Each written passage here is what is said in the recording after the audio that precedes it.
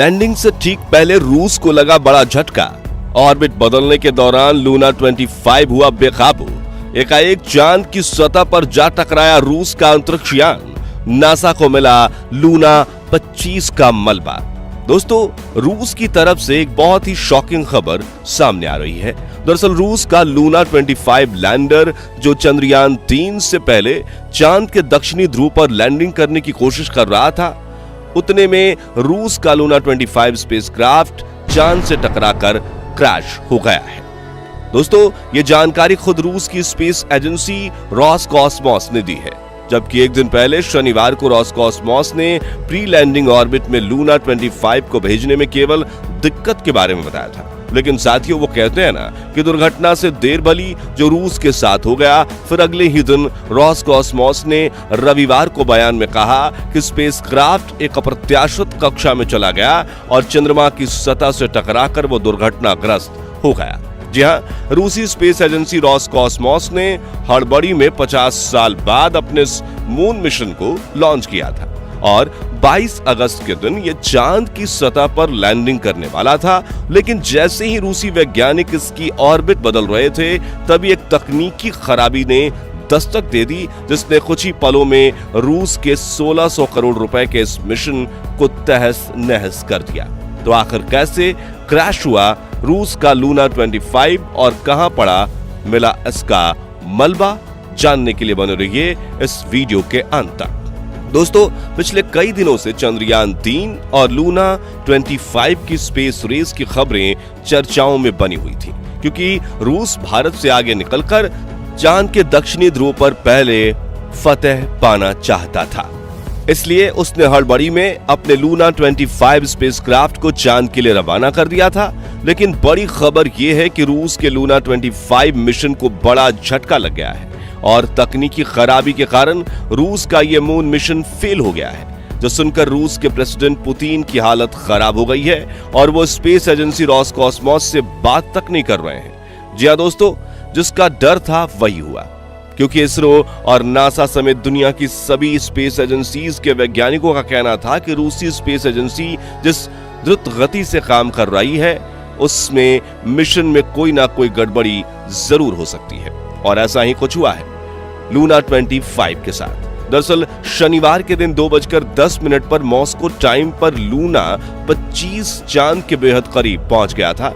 यानी कि वो 100 किलोमीटर की ऑर्बिट में चक्कर काट रहा था और अब वो प्री लैंडिंग ऑर्बिट में जाने वाला था। ये वो ऑर्बिट होती है जिसकी न्यूनतम ऊंचाई से लैंडर चांद की सतह पर लैंडिंग के लिए आगे बढ़ता है और यही लैंडर के सफर की सबसे आखिरी ऑर्बिट रहती है। रूस के मामले में प्री लैंडिंग ऑर्बिट की साइज 100x18 किलोमीटर थी, जिसमें दाखिल होने के लिए यह अपने आप को डिबूस्ट करने वाला था। इस प्रक्रिया के लिए लूना 25 में एक एडवांस टेक्नोलॉजी फिट की गई थी, जो रोसकॉस्मोस के ग्राउंड कमांडर सेंटर को इंपल्स यानी संकेत भेजती थी कि अब सही में ये सही जगह पर पहुंच गया है। तो आप बटन दबाकर मेरी ऑर्बिट को छोटा कर दीजिए। और हमेशा की तरह लूना 25 की उस टेक्नोलॉजी ने रूस के वैज्ञानिकों को संकेत भेजा और उन्होंने बटन दबाकर उसकी ऑर्बिट छोटी करने की कोशिश की। लेकिन इस बार लूना 25 ने इस कमांड का रिप्लाई ही नहीं दिया, जिसके बाद रूसी वैज्ञानिकों ने अनेक बार ऑर्बिट बदलने के कमांड भेजे, लेकिन लूना 25 ऑर्बिट बदलने की प्रक्रिया को अंजाम ही नहीं दे रहा था। उसके इंजन चालू ही नहीं हो रहे थे।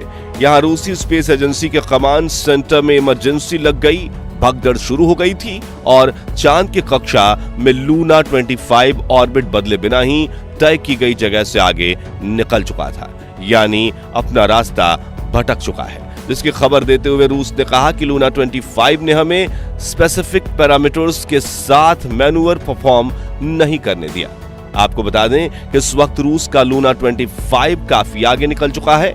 उसने खुद को इमरजेंसी मोड में डाल दिया है। हालांकि शुरू में तो उन्होंने कहा कि हम लूना 25 से संपर्क साधने की पूरी कोशिश कर रहे हैं, लेकिन स्पेस क्राफ्ट की तरफ से कोई रिस्पॉन्स ही नहीं आ रहा है।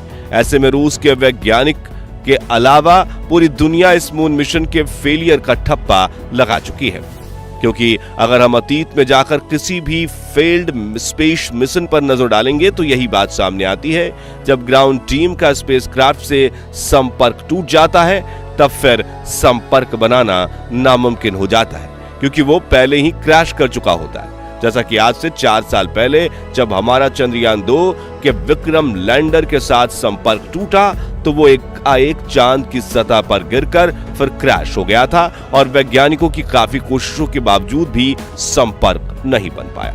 और फिर आखिरकार रविवार को रूस की स्पेस एजेंसी रोसकॉस्मोस ने भी बयान दिया कि लूना 25 पूरी तरह से फेल हो गया है।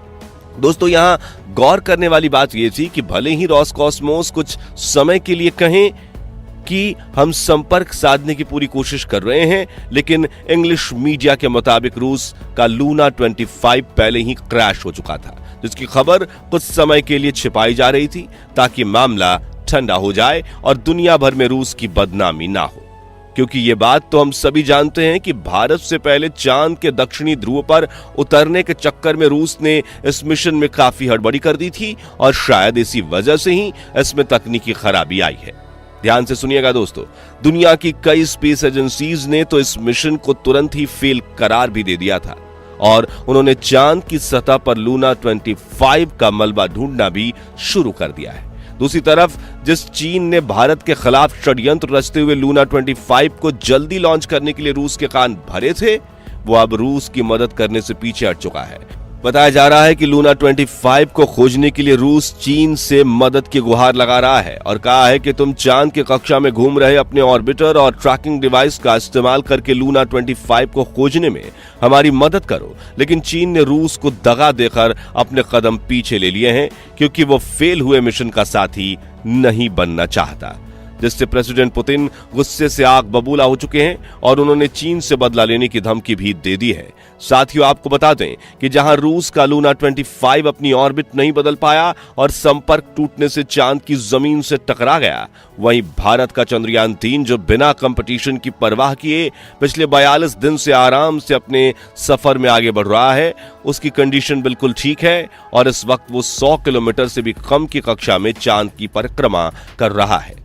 और चंद्रयान 3 का विक्रम लैंडर अपने तय किए गए समय यानी कि 23 अगस्त के दिन शाम के 6:04 पर चांद की सतह पर सॉफ्ट लैंडिंग करेगा। और यह खुशखबरी ये है कि इसरो ने 140 करोड़ भारतीयों के साथ इस पल को सेलिब्रेट करने का निर्णय लिया है। यानी कि विक्रम लैंडर जब चांद की सतह पर उतरेगा तब इसरो की website, YouTube channel, Facebook page और डीडी नेशनल चैनल पर लैंडिंग की लाइव स्ट्रीमिंग की जाएगी।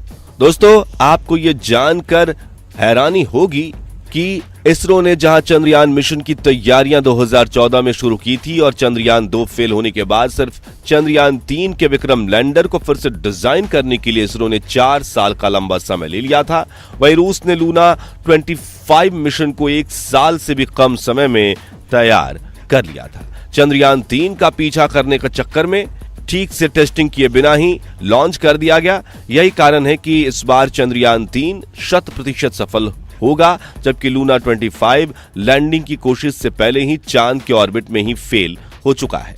बता दें कि अपने इस मून मिशन के लिए रूस ने पूरे 1600 करोड़ रुपए खर्च किए थे, जो कि पहले ही काफी ज्यादा बजट माना जा रहा था, लेकिन अब यह मिशन पूरी तरह से फेल हो गया है, तो ये पूरे पैसे बर्बाद हो गए। साथ ही इससे रूस की इकोनॉमिक पर भी बड़ा प्रभाव पड़ने वाला है, क्योंकि रूस पहले ही यूक्रेन के साथ वॉर में काफी खर्च कर चुका है। ऐसे में इस मिशन के फेल होने से पुतिन की सरकार को बड़ा झटका लगा है।